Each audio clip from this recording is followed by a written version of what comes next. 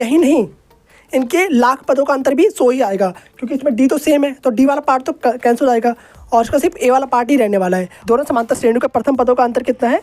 100 तरीका है, और दोनों समांतर श्रेणियों का सार्वत्रिक अंतर बराबर है। बस अब इसी से सॉल्व करना है आपको। Hello friends, welcome back to our YouTube channel. तो स्टार्ट करते हैं, आपका ये पार्ट 4 है, ठीक है। तो जैसे कि आपने पार्ट 3 कंप्लीट देख लिया होगा, ओके। और इस पार्ट में हम देखेंगे, ये आपका पार्ट 4 है, जिसमें हम 8वां, 9वां, 10वां, 11वां और 12वां 5 क्वेश्चन इस पार्ट में देखने वाले हैं। तो जिसने ये पार्ट 3 अभी नहीं देखा तो जाकर जल्दी से कंप्लीट करिए, लिंक इन द डिस्क्रिप्शन। तो जाकर अभी जल्दी से कंप्लीट कीजिए, ठीक है। तो अभी स्टार्ट करते हैं आपका पार्ट 4 क्वेश्चन नंबर 8 से, ठीक है। क्वेश्चन नंबर 8 से स्टार्ट करते हैं, ओके। तो पिछले वाले पार्ट में आपने 4 क्वेश्चन देखा था, कौन कौन सा? चौथा, 5वां, छठा, 7वां, पार्ट नंबर 3 में। और ये आपका पार्ट 4 जिसमें देखेंगे हम 8वां, 9वां, 10वां, 11वां, 12वां 5 क्वेश्चन, ठीक है। तो स्टार्ट करते हैं। बहुत ही इंटरेस्टिंग क्वेश्चन है और बहुत ही इंटरेस्टिंग लेक्चर है आपका, ठीक है। बहुत ज़्यादा इंपॉर्टेंट है आपके एग्जाम्स के लिए, आपके लिए बहुत ज़्यादा इंपॉर्टेंट है। और करते हैं स्टार्ट, और ध्यान से बिल्कुल देखना है और अपनी एनसीईआरटी साथ में लेके बैठना है, ओके। समझ आ गई बात? करते हैं स्टार्ट फिर। तो जैसे कि क्वेश्चन दे रखा है आपका 8वां, अपने एनसीईआरटी में देखो, यहाँ पे थोड़ा सा नहीं दिखाई दे रहा होगा, ठीक है, कोई बात नहीं। तो मैं जो बोल रहा हूँ उस पर ध्यान देना है आपको। तो एक एपी में 50 पद हैं। क्या है? एक एपी में 50 पद है, जिसका तीसरा पद क्या है आपका? 12 दे रखा है, और अंतिम पद क्या है आपका? 106 दे रखा है, और इसका 29वां पद ज्ञात कीजिए। बोला है कि एक एपी में कितने पद हैं? टोटल 50 पद हैं। मतलब आपको एन का मान दे दिया, कितना दे दिया? 50 पद, यानी एन का मान कितना है आपका? 50 दे दिया, जिसका तीसरा पद 12 है। मतलब A3 आपको कितना बता दिया? 12 बता दिया, ओके। जिसका A3 कितना आपका? 12 है, और इसका अंतिम पद यानी कि AN आपको दे दिया। अंतिम पद यानी कितना दे रखा है? 106। अब बोला गया है कि 50 पद है, यानी कि आपको A50 दे दिया है। N की जगह कितना रखोगे? 50 रखोगे ना, क्योंकि आपको बोल दिया अंतिम पद। और पद ही कितने इसमें हैं? आपके पद टोटल कितने हैं? इसमें 50 हैं। अंतिम पद जो होगा वो कितना होगा? 50 ही तो होगा। तो यहाँ पर आपका A50 कितना आ गया? 106 आ जाएगा।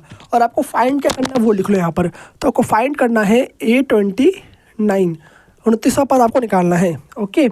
आप इसको खोल लो और इसको खोल लो, और इसके दोनों को सॉल्व करके A और D का मान निकाल लो, ठीक है। तो इसका कैसा होगा? A प्लस में 2D। A3 किसके बराबर होता है? A प्लस में 2D के बराबर में 12। इसको मान लिया पहला इक्वेशन। A50 A प्लस में 49D बराबर में कितना है? 106। अब वही तरीका है कि विलोपन विधि या प्रतिस्थापन विधि का यूज करके दोनों को सॉल्व करके A और D का मान निकाल दो, जैसे वहाँ पर X और Y का मान निकालते हो। तो हम एक काम करते हैं, यहाँ पर A और A सेम है, विलोपन विधि का यूज करते हैं, और यहाँ पर समीकरण 2 में से समीकरण 1 को माइनस करते हैं। पर लिखने का जरूरत नहीं है यहाँ पर, ठीक है। ये किससे कर रहे हैं, कौन सी विधि से कर रहे हैं, बस आपको सही से करना है, ठीक है। तो समीकरण 2 माइनस समीकरण 1। समीकरण 2 क्या है आपका? A प्लस में 49D बराबर में 106, माइनस में A प्लस में 2D बराबर में 12। दिखाई दे रहा है सही से? पूरा फोकस होकर पढ़ना है आपको। घटाते टाइम साइन आपका अपोजिट आता है, यानी प्लस होता माइनस आएगा, प्लस होता माइनस आएगा, और माइनस होगा तो प्लस आएगा, ठीक है। तो यहाँ पे देखो माइनस का A है, यहाँ पर प्लस का A, ये आपका कैंसिल हो जाएगा और यहाँ पर आ जाएगा 0, ठीक है, कुछ नहीं। और यहाँ पर देखो 49D माइनस में 2D, कितना बचा आपका? 47D। और यहाँ पे कितना आ गया आपका? देखते हैं, 6 में से 2 गया तो 4 बचेगा, 10 में से 1 गया तो 9 बचेगा। समझ आई बात? ध्यान से बिल्कुल देखना है, ठीक है। घटा रहे हैं यहाँ पर, यहाँ प्लस का 106, यहाँ पर माइनस का 12 है। घटाने में कितना आ गया आपका? 94 आ गया। तो 6 में से 2 गया 4 बचा, और 10 में से 1 गया तो 9 बचा, ठीक है। अब बाकी यहाँ पर मल्टीप्लाई में इसको डिवाइड में भेज दो। तो 47 को आपने डिवाइड में भेज दिया, किसके? 94 के। तो कितना आ जाएगा आपका? मान आपका 2 आ चुका है। कैसे? 47 दोनों कितना होता है? 94 होता है, ठीक है। तो 2 आपका आ चुका है। डी का मान निकल गया है। अब क्या करोगे? डी का मान समीकरण 1 या फिर समीकरण 2 में पुट करके वहाँ से आपको ए का मान निकालना है। तो लिखोगे यहाँ पर डी का मान समीकरण 1 में रख देते हैं, कोई बात नहीं। समीकरण 1 में रखने पर समीकरण 1 क्या आपका? A प्लस में, ठीक है, प्लस में 49D बराबर में कितना है? 106 है। हम ले रहे हैं समीकरण 1। तो समीकरण 1 क्या है आपका? A प्लस में 2D बराबर में 12 है सिर्फ, और A का मान हमें निकालना है, तो उसको ऐसे रखेंगे एज इट इज़। D का मान हमें दिखा 2, हमने निकाला है अभी, मतलब बराबर में 12 हो गया। A प्लस में 2 दूनी 4 बराबर में 12, A बराबर में 12 माइनस में 4, प्लस उधर जाके माइनस हो जाएगा, ठीक है, इक्वल की उस तरफ। तो कितना आ गया यहाँ पर? 8 आ गया। तो A का मान आ चुका है आपका 8। A का मान निकल चुका है, D का मान निकल चुका है। यहाँ पर लिख दो, A का मान कितना है आपका? 8 आ गया, और D का मान कितना निकाला आपने? 2 निकाला है। ओके, तो 2 निकाला है। देखो इसका यूज कहाँ पर आया है, सिर्फ इसका यूज सिर्फ आपका यहाँ पर आ रखा है। इसमें बोला गया था 50 पद है। 50 पद मतलब कि आपका अंतिम पद कौन सा है, 50 है, तो आपको यहाँ से A50 दे मिल गया था। सिर्फ इसका यूज इतना ही है, आगे तो आप निकाले लोगे। आपको क्या निकालना है, A29 निकालना है। तो A29 का फॉर्मूला तो पता ही है आपको, यहाँ पर n साफ साफ दे रखा है, तो इसको लिखोगे A28D, मतलब A प्लस में 28D लिखोगे। बाकी A और D का मान तो आपको मिल ही चुका है, उसको पुट कर दोगे और आपका आंसर आ जाएगा। ठीक है, तो A का मान कितना आपको दे रखा है, 8 दे रखा है, प्लस में 28, D का मान कितना है, 2 दे दिया, पुट कर दिया यहाँ पर। ठीक है, तो बाकी सॉल्व करो। 8 प्लस में 8 दूनी 16, 6 से 1, 2 3 4 1 5, 56 हो गया। ठीक है, और यहाँ पे कितना देगा, 29 कितना आ गया आपका, 64 आ गया। ठीक है, तो यहाँ पे लिख दो सिंपल सा A29 इज इक्वल टू में 64। समझ आई बात, इतना सिर्फ आपको करना है। और ध्यान से एक बार फिर से देख लो और इसको नोट कर लो जल्दी से पॉज करके। ठीक है, तो नोट कर लिया होगा आपने पॉज करके। अब मूव करते हैं इसके 9वें वाले क्वेश्चन पे। ठीक है, तो नेक्स्ट वाले क्वेश्चन पे मूव करते हैं, क्वेश्चन नंबर 9 पर। तो अब देखते हैं आपका क्वेश्चन नंबर 9। तो क्वेश्चन नंबर 9 क्या कह रहा है, यदि किसी AP के तीसरे और 9वें पद क्रमशः दे रखे हैं, आपको क्या दे रखे हैं, 4 और माइनस का 8 दे रखा है, तो उसका कौन सा पद शून्य होगा। क्या दिया हुआ, यदि किसी AP के तीसरा पद दे रखा है और 9वां पद दे रखा है। ठीक है, क्रमशः यानी 4 और माइनस का 8 दे रखा है। तीसरा पद कितना आपका 4 दे रखा है, 9वां पद कितना आपका माइनस का 8 दे रखा है, तो इसका कौन सा पद, मतलब आपको पद निकालना है, कौन सा पद इसका 0 होगा। मतलब n इक्वल टू 0 आपको पुट करना है, वहाँ से आपको n का मान आ जाएगा। हमें n नहीं पता, अब क्या निकालना है, n आपको नहीं पता, तो n इक्वल टू में 0, मतलब ये n का मान हमें निकालना है कि कौन सा पद आपका 0 है। तो ऐसा क्वेश्चन हमने पहले कर रखा है, ये क्वेश्चन नंबर 7 की तरह है। ठीक है, तो बाकी कुछ वैसा ही क्वेश्चन है, आपको आता है। ठीक है, बाकी देखो कैसे करना है, पहले खुद से ट्राई करो, नहीं आए तो फिर देखना है। ठीक है, तो A3 आपको दे रखा है 4 और A9 आपको दे रखा है कितना, माइनस का 8। दिखाई दे रहा है सही से। A3 कितना होता है आपका, A प्लस में 2D इक्वल टू में 4, और A9 कितना होता है आपका, इसको मान लो समीकरण 1, और A9 कितना होगा, A प्लस में 8D इक्वल टू में माइनस का 8। ओके, अब यहाँ पे देखो वही काम करेंगे, इसको समीकरण 2 मान लो, विलोपन विधि या प्रतिस्थापन विधि की हेल्प से इसको सॉल्व करके A और D का मान निकालना है। तो हम एक काम करते हैं कि समीकरण 2 माइनस समीकरण 1 करते हैं, समीकरण 1 माइनस समीकरण 2 करते हैं, फिर समीकरण 1 माइनस समीकरण 2 कर लो। ठीक है, तो कितना आ जाएगा, समीकरण 1 माइनस समीकरण 2, तो A प्लस में 2D बराबर 4, A प्लस में 2D इक्वल टू में 4 अपॉन में, मतलब बटे में A प्लस में 8D इक्वल टू में माइनस का 8। लाइन खींचोगे, फिर जो साइन अपोजिट होता है घटाने पर, ठीक है, तो माइनस से प्लस हो जाएगा। यहाँ पर माइनस का उल्टा प्लस होता है, प्लस का उल्टा माइनस होता है। यहाँ पर प्लस का A माइनस का A कैंसिल होकर 0 आ जाएगा यहाँ पर। ठीक है, कट जाएगा यहाँ पर। यहाँ पर देखो माइनस का 8D है, ऊपर प्लस का 2D है, तो कितना बचा, माइनस का 6D। ओके, यहाँ पे कितना आ जाएगा आपका 8 और 4 12। अब माइनस कंसिडर नहीं करेंगे, यहाँ पर प्लस कंसिडर करेंगे क्योंकि साइन अपोजिट हो चुका है। और 8 और 4 कितना होता है आपका 12 हो जाएगा यहाँ पर। आप देखो यहाँ पर D एज इट इज रहेगा, माइनस का 6 को उस तरफ भेज देंगे, तो आप 12 पॉइंट में माइनस का 6 यहाँ पे लिख दो, तो कितना आपका आंसर आ जाएगा, माइनस का 2 आपका आ जाएगा D का मान। तो D का मान कितना आ चुका है आपका, माइनस का 2। अब D की वैल्यू को पुट कर दो समीकरण 1 या समीकरण 2 में, किसी में भी एक में पुट कर दो, वहाँ से आपको A का मान आ जाएगा। तो लिखोगे D का मान समीकरण 1 में रखते हैं। ठीक है, समीकरण 1 में रखने पर, समझ में आ रहा है ना, रखने पर समझ में आ रहा है, नहीं आ रहा है ना, नहीं यार तो बताना, ठीक है, कमेंट बॉक्स में पूछना, बताऊंगा। नहीं यार तो रिपीट कर देखो दोबारा से। और समझ में नहीं आने का एक और कारण हो सकता है कि आपने 5.1 नहीं देखा कंप्लीट, जाकर जल्दी देखो पूरा। और वहाँ पे आपको A और D का मान निकालना ही नहीं आता हो तो क्या करोगे फिर, आगे कुछ कर ही नहीं सकते। सबसे मेन तो यही है, A और D का मान निकालना। अगर ये आपका आ गया तो फिर आप कोई सा क्वेश्चन भी कर सकते हो इजीली। तो वही चीज़ जो हमने 5.1 सीखा था, वही सब रूल यहाँ पर यूज हो रहा है, वही तरीका यूज हो रहा है यहाँ पर। ठीक है, तो A प्लस में 2D इक्वल टू में 4 है। A का मान कितना निकालना है हमें पता नहीं है। D का मान कितना बहुत रखा है, माइनस का 2 दे रखा है, तो रख दो यहाँ पर ब्रैकेट बंद, 4 as it is. A plus में 2 दूनी 4 और प्लस माइनस क्या हो जाएगा, माइनस हो जाएगा, तो यहाँ पर रखो माइनस, तो माइनस का 4 बराबर में कितना आ गया, 4 आ गया। तो यहाँ पे देखो माइनस का 4 दे जाके प्लस का हो जाएगा, तो यानी 4 प्लस में 4 कितना आ गया आपका, 8 आ चुका है। तो लिखोगे A इक्वल टू में 8, तो A का मान आपका 8 आ चुका है, D का मान आ गया आपका माइनस का 2, तो यहाँ पर लिख दो आप पर A इक्वल टू में 8, D का इक्वल टू में माइनस का 2। और हमें निकालना है n का मान। n का मान हमें देखा 0, n का मान हमें नहीं पता, वही तो पूछा है हमसे। ठीक है, तो n का मान आपको फाइंड करना है। कैसे करोगे, ऐसा क्वेश्चन कर रखा है हमने पीछे ही, तो यहाँ पर लगाओगे आप an का फॉर्मूला याद है ना, बिल्कुल भी फॉर्मूला भूलना मत। ठीक है, फॉर्मूला बहुत ज़्यादा जरूरी होता है, और फॉर्मूला ही भूल जाओगे तो करोगे क्या, n-1 D। तो फॉर्मूला की बार बार प्रैक्टिस करनी है, आपको याद रखना है फॉर्मूला हमेशा के लिए, ताकि भूलो ना। एन का मान कितना आपको दे रखा है, 0 दे रखा है। ए का मान आपको दे रखा है 8 प्लस में एन का मान आपको नहीं पता, एन का मान तो निकालना ही है, ठीक है। डी का मान कितना है, -2 दे रखा है, ब्रैकेट बंद कर दोगे माइनस यहाँ पर देखो 8 प्लस का है, इस तरफ भेज दो माइनस का 8 हो जाएगा, बराबर में n -1 -2। और n कभी भी नेगेटिव में नहीं आता, n इज़ ऑलवेज पॉजिटिव। याद रखना एक चीज़, n क्या होता है आपको प्राकृतिक संख्या होता है, ठीक है। तो यहाँ पर देखो -2 इसको बट्टी भेज दो, पहले उसको एक बार ऐसे लिखते हैं n -1 -2 बराबर -8, ठीक है। थोड़ा देखने में अच्छा लगे, सीधा कर दो इसको, और कुछ नहीं है। n -1 इक्वल टू -8 अपोन में -2 बटे में भेज दो, सिर्फ 2 नहीं -2 भेजना है, ठीक है। माइनस से माइनस कैंसिल, 2 चौक 8, जो पॉजिटिव आंसर आ गया। तो n -1 इक्वल टू में 4, n यहाँ पे देखो माइनस का 1 है, उस तरफ भेज दो प्लस का हो जाएगा। तो n इक्वल टू में 4 प्लस में 1 कितना आ गया आपका, 5 आंसर आ गया। तो कौन सा पद 0 है इसका, 5वां पद इसका 0 है, आपका आंसर निकल चुका है। देखो यहाँ पर इसका 5वां पद क्या है, 0 है। तो सिर्फ आपको इतना ही फाइंड करना था, और इसी के साथ आपका वाला क्वेश्चन भी कंप्लीट होता है। समझ आई बात। तो पूछा क्या था क्वेश्चन में, इसका कौन सा पद शून्य है, तो उसका 5वां पद क्या है आपका, शून्य दे रखा है। तो A5 इक्वल टू में 0, n का मान कितना आ गया आपका, 5 आ गया। अब मूव करते हैं नेक्स्ट क्वेश्चन में, क्वेश्चन नंबर 10 पर। तो आप देखते हैं क्वेश्चन नंबर 10। क्वेश्चन नंबर 10 क्या कह रहा है आपको, किसी AP का 17वां पद उसके 10वें पद से 7 अधिक है। किसी AP का 17वां पद उसके 10वें पद से कितना अधिक है, 7 अधिक है।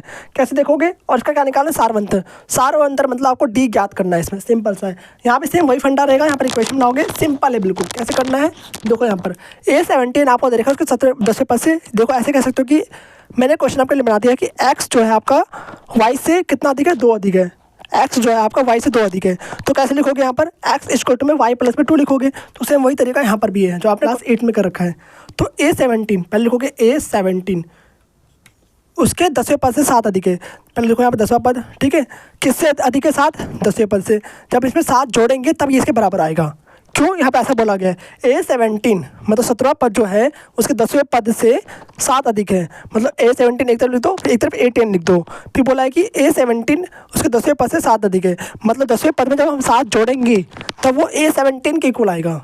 जो उसमें 7 जोड़ने के बाद ही A17 के इक्वल आने वाला है। लिख दिया आपने इतना, बस आप काम खत्म आपका। बस इसको खोलो और उसमें कट जाएगा कुछ पार्ट, और D का मान आपका आ जाएगा। A17 क्या होता है आपका, A प्लस में 16D होता है, बताइए आपको। A प्लस में 9D बराबर प्लस में 7, A से A कैंसिल हो गया, सेम है। 16D माइनस में 9D इक्वल टू में 7, 16 माइनस में 9 7 आ जाएगा आपका, 7D इक्वल टू में 7D इक्वल टू में 7। D का मान 7/7, और कितना आ गया आपका आंसर, 1 आ चुका है। तो D का वैल्यू कितना आ गया आपकी, 1 आ चुकी है। देखो कितना सिंपल था, ओनली 3 स्टेप में आपका कंप्लीट हो जाता है। तो D का मान आपका कितना आ चुका है, 1। ओके, याद रहेगा ना, बहुत ही सिंपल था, बस यही फंडा था। बच्चे यहीं पे गलती करते हैं, क्या गलती करते हैं, 7 को यहाँ पे लिख देते हैं और उनका आता है आंसर माइनस का। ये आपको नहीं करना गलती, आपको ध्यान रखना है। क्या बोला गया है कि 17वां पद उसके 10वें पद से 7 अधिक है। मतलब 17वां पद जो है वो तो है ही, पर जब 10वें पद में हम 7 अधिक करेंगे तब वो उसके बराबर आएगा, तब A17 के इक्वल में आएगा। तो ऐसा को ध्यान से पढ़ना है। 17वां पद उसके 10वें पद से 7 अधिक है, 8 अधिक है, 9 अधिक है, ध्यान से देखना है आपको, ठीक है, क्या लिखा हुआ है। तो क्वेश्चन को इसलिए कहते हैं ध्यान से पढ़ना होता है। अगर क्वेश्चन ही आप ध्यान से नहीं पढ़ोगे तो आपका आंसर डेफिनेटली गलती आने वाला है, फिर कर ही नहीं पाओगे सही। तो क्वेश्चन को ध्यान से पढ़ना एकदम जाग कर, ठीक है, अच्छे तरीके से। बाकी ऐसे नहीं नींद पढ़ते रहोगे क्वेश्चन तो क्या होगा, फिर पर भी नींद में आने वाले, फिर तो सपने में आएंगे नंबर। तो बाकी अब देखते हैं नेक्स्ट इसका पार्ट, नेक्स्ट क्वेश्चन इसका क्वेश्चन नंबर 11 देखते हैं, ठीक है। फिर लास्ट का एक क्वेश्चन से आपका रह जाएगा 11वां क्वेश्चन। तो 11वां क्वेश्चन क्या कह रहा है आपका, देखो यहाँ पर ये आपका 10th का ही सेम है बिल्कुल।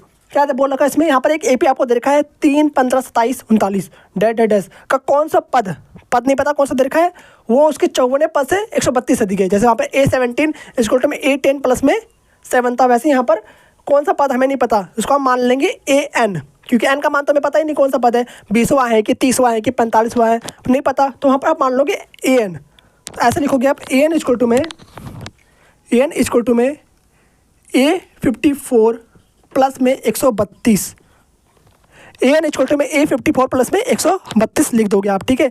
तो यहाँ पर हमें कोई सा पद पता नहीं था, अगर पता होता कि A15 है या फिर A16 है या फिर A20 है तो हम यहाँ पे 20 लिखते हैं, ठीक है, इस तरीके से। बाकी हमें नहीं पता तो हम यहाँ पर लिखेंगे AN, ठीक है। हमें n का मान ही तो निकालना है आपको। अब देखो इस एपी का क्या यूज करना है आपको, इस एपी से यहाँ पर आपको ए और डी का मान निकालना है, जो कि आपने सीख रखा है 5.1 में। तो ए और डी का मान कैसे निकालोगे आप, ए का मान 3 आ गया पहले दिख गया, डी का मान A2 माइनस में A1 हो जाएगा। तो A2 कितना आपका 15 दे रखा है, माइनस में 3 कितना आ गया 12 आ चुका है आपका, ठीक है, समझ आई बात, 12 आ चुका है आपका। एन खोल दो उसको, ए प्लस में एन माइनस 1 डी, पूरा फॉर्मूला लिख दो सिंपल सा। और ए 54 कितना होता है आपका, ए प्लस में 53 डी होता है, प्लस में 132 लिख दिया आपने इस तरीके से। अब ए देखो यहाँ पर ए यहाँ पर भी ए यहाँ पर भी है, तो ए से तो कैंसिल कर दो पहली बात, तो ए तो आएगा ही नहीं। एन माइनस 1, एन का मान हमें नहीं पता, डी का मान तो पता है कितना है 12 है, तो 12 यहाँ पे पुट कर दो, ठीक है। 53 डी, डी का मान कितना दे रखा है आपको 12 दे रखा है, तो 12 यहाँ पे लिख दो, प्लस में 132, सिंपल है बस, ठीक है। N minus 1 d equal to में 12 आपका दे रखा है, तो 12 यहाँ पर रख दिया हमने, बराबर में गुणा कर दो, कितना आ रहा है 12 36 86 3, 12 50 60 3 63, तो 336 आपका आ चुका है यहाँ पर, प्लस में 132 था पहले से ही, तो 132 आपने लिख दिया यहाँ पर। एन माइनस 1 इक्वल टू में इंटू में n minus 1 multiplied by 12 equal to में, इसको प्लस कर दो, 6 2 8 3 3 6 6 1 7 768 आपका आ चुका है यहाँ पर। तो n minus 1 as it is जाएगा, 12 मल्टीप्लाई में यहाँ पर डिवाइड में आ जाएगा, तो कितना लिखोगे 3768 बाई 12, ओके। 12 मल्टीप्लाई में था तो इक्वल के इस तरफ आके डिवाइड में हो जाएगा, पता है ना आपको। तो ये देखो 12 से कितना हो गया 72 हो गया, और यहाँ पर 4 जाएगा, तो 12 चौक 48, तो 12 से 72 12 चौक 48। एन माइनस 1 इक्वल टू में 64, माइनस का 1 कैसा है माइनस का है, उस तरफ जाके प्लस का हो जाएगा, तो एन इक्वल टू में 64 प्लस में 1, तो एन का मान कितना आ गया आपका 65 आ चुका है। तो कौन सा पद है इसका 65वां पद, इसके 54 पद से 132 अधिक है, ठीक है। तो आपको एन का मान मिल चुका है, कितना है 65, और यही आपका आंसर है, ठीक है। तो यहाँ पर जो था कौन सा पद उसके 54 पद से 132 अधिक है, तो इसका 65वां पद इसके 54 पद से 132 अधिक है, समझ आई बात, कर लोगे ना अब इस तरीके से। अगर ऐसा कुछ नंबर चेंज करते हैं तब भी आपका ऐसे करना है, और मैं 100% बता रहा हूँ आपको, आपकी NCERT से बाहर, आपकी इस बुक से बाहर एक क्वेश्चन नहीं आने वाला, ठीक है, गारंटी से बता रहा हूँ। अगर इस बुक को आपने अच्छे से कर लिया ना, तो उसके बाहर एक भी क्वेश्चन आपका नहीं आएगा, चाहे आपका नंबर चेंज करते चाहे कुछ भी चेंज करते, आप कर ले जाओगी। अगर आपने इस बुक के एग्जाम्पल्स को एक्सरसाइज को अच्छे से कर लिया है, ठीक है, तो इस बुक पे आपको फोकस करना है, बाहर के कोई भी मटेरियल पे फोकस नहीं करना, और इस बुक को आपको अच्छे से करना है, ठीक है। CBSE वाले NCERT से क्वेश्चन बनाते हैं, इससे बाहर कहीं से नहीं बनाते, ठीक है, तो आपको उसको ध्यान में रखना है, समझ आई बात। छोटी सी बुक है पर बहुत अच्छी है, ठीक है। तो बाकी इससे बाहर तो कुछ आपका आने वाला नहीं, आने से ना रहा, ठीक है। तो बाकी यहाँ पर देखो, जैसे कि यहाँ पर आपको AP चेंज कर देंगे, यहाँ पर कुछ नंबर बदल देंगे, तो आपको कुछ ऐसे क्वेश्चन बन जाएगा। बाकी आपको इससे मतलब इंटरेस्टिंग क्वेश्चन आपको करवाने वाला हूँ बहुत ही जल्द, जो कि मैंने खुद बना रखा है क्वेश्चन, बहुत सारे क्वेश्चन बनाए हैं मैंने खुद से, ठीक है। तो आपको कराऊंगा एक नेक्स्ट वीडियो में, ठीक है, जब चैप्टर आपका कंप्लीट होएगा उसके बाद इंटरेस्टिंग क्वेश्चन आएंगे जो कि मैंने खुद अपने हाथों से बना रखा है, उसको करवाऊंगा एक वीडियो में, ठीक है। तो अभी चैप्टर 5 का मैंने बना दिया है, और तो करवाएंगे बहुत, मतलब अभी टाइम है, पहले एक्सरसाइज तो कंप्लीट हो जाए उसके बाद करवाएंगे, ठीक है। तो बाकी पेपर से पहले बहुत कुछ करने वाले हैं, आप सोच नहीं सकते, ठीक है। तो हर तरीके से आपकी प्रैक्टिस करवाई जाएगी, हर तरीके से एक्सरसाइज के थ्रू, मेरे हाथों जो बने हुए क्वेश्चन उसके थ्रू, ठीक है, हर तरह के क्वेश्चन, एग्जाम्पल, हर तरह के क्वेश्चन, ठीक है। और आपको ध्यान से पढ़ना है, रिवाइज करते रहना है बार बार, और प्रैक्टिस करते रहना है। प्रैक्टिस करोगे तभी आने वाला है, प्रैक्टिस नहीं करोगे तो भूल जाओगे, फिर कोई फ़ायदा नहीं है, ठीक है। तो प्रैक्टिस भी करते रहना है, और PYQ भी बहुत जल्दी करने वाले हैंगे, तो ठीक है। पिछले 5 साल की PYQ भी करेंगे, देखेंगे कैसा क्वेश्चन आया है। जब भी आएगा तो सेशन बहुत बड़ा सा रहेगा, ये लगभग लाइव ही ले लेंगे, देखेंगे कैसा करना है। अब देखते हैं 12 क्वेश्चन मूव करते हैं जल्दी। अब देखते हैं क्वेश्चन नंबर 12, और इस पार्ट का लास्ट क्वेश्चन देखते हैं, ठीक है। तो क्वेश्चन क्या क्या रखा है आपको, और जिससे भी वन शॉट बनाया था 1 घंटे का, जिसमें तीनों एक्सरसाइज मैंने करा रखा, तीनों एक्सरसाइज की मोस्ट इंपॉर्टेंट क्वेश्चन जो कि मैंने CBSE 2024 वाले के लिए बना रखा था, वो इसमें तो आपके लिए भी हेल्पफुल रहेगा। कुछ चेंज तो हुआ नहीं, क्वेश्चन तो सेम ही है, तो आपके लिए भी हेल्पफुल रहेगा। नीचे लिंक डिस्क्रिप्शन लगा दूंगा आपके लिए, और जाकर देख लीजिए उसको, पूरा 1 घंटे का है, उसमें आपको मैंने 5.1 5.2 5.3 तीनों करा रखा है, जो भी मोस्ट इंपॉर्टेंट क्वेश्चन थे, ठीक है। अगर उसको भी देख लेते तो बहुत अच्छी बात है। तो बाकी यहाँ पर तो पूरा डिटेल में तो हो ही रहा है। तो देखो यहाँ पर 12 क्वेश्चन क्या कहता है आपको, 2 समांतर श्रेणियों का सारवंतर समान है। हमेशा जो क्वेश्चन में बोला जाता है और जो दिया होता है और जो पूछा होता है, ठीक है, उसी से ध्यान रखना है। तो हमेशा क्वेश्चन में जो भी लाइन बोला गया है उसको ध्यान से सुनना है, जैसे कि इसमें क्या दिया हुआ है, क्या निकालना है, उसको अच्छे से लिखना है, उसके बाद ही सॉल्व करना है, तभी सॉल्व कर पाओगे। तो यहाँ पर बोला गया कि 2 समांतर श्रेणी, 2 समांतर श्रेणी है मतलब, ठीक है, 1 2, ठीक है, 2 समांतर श्रेणी को सारवंतर समान है। अलग अलग समांतर श्रेणी पहले बात याद रखना, एक को मान लो आप AP1 और दूसरे को मान लो AP2 मान लिया हमने, ठीक है, ऐसे कर दिया। उसका सार्वंतर समान है। अगर इसका सार्वंतर डी है तो उसका सार्वंतर भी क्या होगा, डी होगा, क्योंकि ऐसा क्वेश्चन में बोला गया है। दो समांतर श्रेणियों का सार्वंतर क्या है, समान है। यदि इनके 100वें पदों का अंतर कितना है, 100 दे रखा है, तो उसके 1000वें पदों का अंतर कितना होगा वो हमें बताना है। तो इनके 100वें पदों का अंतर कितना है, तो ए 100 माइनस में ए डैश 100 ले लेते हैं, क्योंकि ए पी डिफरेंट है, ठीक है। ए डैश, इसको ए पी मान लो, इसको ए पी डैश मान लो, ठीक है, सबसे बेस्ट रहेगा। तो उसके ऊपर ऐसा कोमा लगा दो, ठीक है। तो ए पी डैश, तो ए 100 माइनस में ए 100 डैश कितना आपका 100 दे रखा है। अब इसको सॉल्व करना है, यहाँ से जो भी इक्वेशन बनेगा उसी से काम चलेगा आपका। आपको सिर्फ एक चीज़ याद रखना है कि इसका जो सार्व अंतर है बराबर है, तो सार्व अंतर वाला पार्ट जो होगा वो कट जाएगा, कैंसिल हो जाएगा। तो ए 100 कैसे लिखोगे आप, ए प्लस में 99 डी सिखाया था आपको मैंने, फिर माइनस में ए प्लस में 99 डी। अब जो उसका ए भी होगा ये कैसा होगा, डैश वाला होगा, क्योंकि ए पी क्या है आपका, डैश है, तो यहाँ पर ए के ऊपर डैश लगा देना, ठीक है। इसको में कितना आपका 100 दे रखा है, तो ए डैश हो गया। यहाँ पर देखो ए प्लस में 99 डी, ए प्लस में 99 डी माइनस में माइनस अंदर मल्टीप्लाई हो जाएगा, तो यहाँ पे क्या हो जाएगा आपका ए डैश हो जाएगा ऊपर, माइनस इससे मल्टीप्लाई हो तो माइनस का 99 डी, और डी पे डैश नहीं लगाएंगे क्योंकि डी का वैल्यू सेम दे रखा है दोनों ए पी का, तो डी तो कट ही जाएगा, सिंपल सी बात है। और इसी के साथ आपका आंसर भी आ जाएगा। देखो 99 डी माइनस का है प्लस का है, कैंसिल हो गया, 0 आ जाएगा आपका आंसर। तो ए माइनस में ए डैश कितना आपका 100 दे रखा है। तो आपको यहाँ से एक चीज़ मिल गया, देखो क्या मिल गया आपको, इनके जो प्रथम पदों का अंतर है कितना है, 100 दे रखा है। मतलब जो दोनों ए पी के दोनों समांतर श्रेणियों के प्रथम पदों का अंतर कितना है, 100 दे रखा है, और दोनों समांतर श्रेणियों का सार्वंतर बराबर है। बस अब इसी से सॉल्व करना है आपको। अब पूछा क्या गया है, देखो यहाँ पर इनके हज़ारों पदों का अंतर क्या होगा, तो लिखोगे आप ए 1000 माइनस में ए डैश 1000, ठीक है, 1000 कितना आएगा निकालना है हमें। तो इसको कैसे लिखोगे, ए प्लस में 999 डी माइनस में ब्रैकेट में ए प्लस में 999 डी, ब्रैकेट बंद, बराबर में निकालना है हमें, ठीक है, सॉल्व करके इसको। तो यहाँ पर देखो ए प्लस में इसको डैश लगा दो ऊपर, याद रखना है, ठीक है, ताकि कन्फ्यूजन क्रिएट ना हो। अगर आपने ए डैश हटा दिया तो क्या करोगे आप, काट दोगे उसको, उससे सेम दिख जाएगा आपको। तो ए प्लस में 999 डी माइनस अंदर मल्टीप्लाई करोगे तो यहाँ क्या जाएगा, माइनस का ए डैश फिर माइनस का 999 डी, 999 डी। ओके, ये तो पता चलेगा ऐसे करा हमने, ए प्लस में एक कम होता है, तो 1000 से एक कम कितना होगा, 999 होगा, तो 999 डी हो गया। ओके, अब देखो यहाँ पर ए प्लस में यहाँ पर 999 डी प्लस का है, यहाँ पर माइनस कैंसिल हो जाएगा क्योंकि डी तो बराबर ही दे रखा है। यहाँ बराबर में आप लिख सकते हो कि D1 सार्व अंतर समान है, लिख दो यहाँ पर सिंपल सा, सार्व अंतर समान है, सार्व अंतर समान है, ठीक है, सिंपल सा। और डी वाला पार्ट को हमने काट दिया, तो 999 डी प्लस का था, 999 डी माइनस का था, दोनों कैंसिल हो चुका है। क्या बच गया आपका, ए प्लस में प्लस तो नहीं रहेगा, तो क्या बचा आपका ए माइनस ए डैश, और इसकी वैल्यू तो हमें पता है कितना, इसकी वैल्यू 100 दिया हुआ है, तो इनका अंतर कितना आ गया आपका, 100 आ चुका है। इसको मान लो आप समीकरण 1, और यहाँ पे आप लिख दोगे समीकरण अकॉर्डिंग टू समीकरण फर्स्ट, ठीक है, इक्वेशन फर्स्ट के अकॉर्डिंग ये आ गया, क्योंकि हमें तो पता है कि इनके जो प्रथम पदों का अंतर कितना है, 100 है, हमने ऊपर अभी निकाला है, तो उसी से आपका आंसर आ चुका है। इनके 100वें पदों का अंतर भी कितना है आपका, 100 दे रखा है, और इनके हज़ारों पदों का अंतर कितना है, 100 दे रखा है। और यही नहीं, इनके लाख पदों का अंतर भी 100 ही आएगा, क्योंकि इसमें डी तो सेम है, तो डी वाला पार्ट तो कैंसिल हो जाएगा, और उसका सिर्फ ए वाला पार्ट ही रहने वाला है, तो अंतर हमेशा सेम ही आ रहा है, कितना है, 100 है। तो उसका कितना ही पद ले लो, कितना ही पद बोल दे क्वेश्चन में, अंतर कितना आने वाला है, 100 ही आएगा, ठीक है, समझ आ गई बात। इनके प्रथम पदों का अंतर कितना था, 100 था। आपको लास्ट में एक चीज़ लिख देना है कि इनके हज़ारों पदों का अंतर कितना है, इनके हज़ारों पदों का अंतर कितना है, यहाँ पे नंबर भी लिख दो, ठीक है, इनके हज़ारवें पदों का अंतर 100 है, ठीक है।